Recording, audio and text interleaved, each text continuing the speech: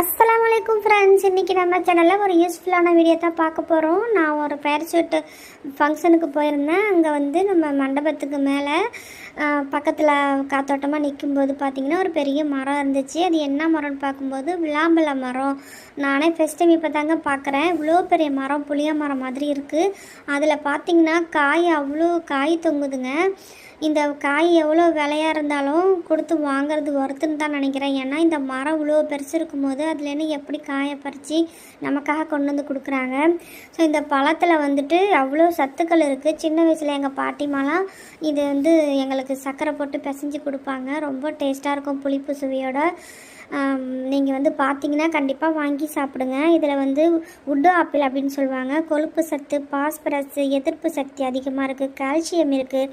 Calcium சத்து இருக்கிறதுனால நமக்கு முட்டு வலி, கால் வலி, எலும்பு பிரச்சனைக்கெலாம் ரொம்ப நல்லது. புரதம், இது போல் ஏகப்பட்ட சத்துக்கள் இருக்குது ஃப்ரெண்ட்ஸ்.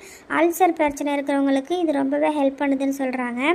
சிறுநீரகம், கல்லீரல், பித்தப்பை இந்த மாதிரி போன்றதுக்கெலாம் உறுப்புகளை வந்து பலப்படுத்துது அப்படின்னு சொல்கிறாங்க.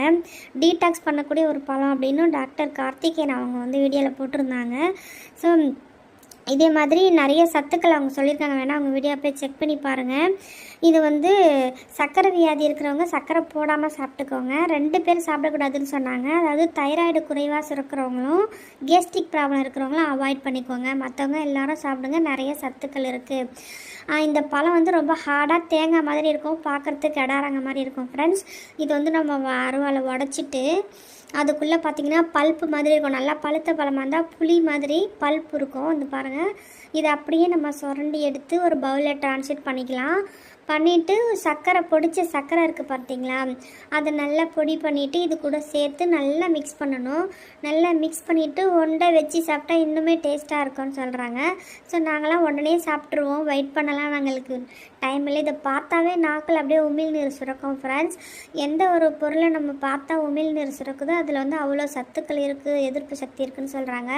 ஸோ வீடியோ பிடிச்சிருந்தா லைக் பண்ணுங்கள், ஷேர் பண்ணுங்கள், சப்ஸ்கிரைப் பண்ணுங்கள். தேங்க்யூ ஃபார் வாட்சிங்.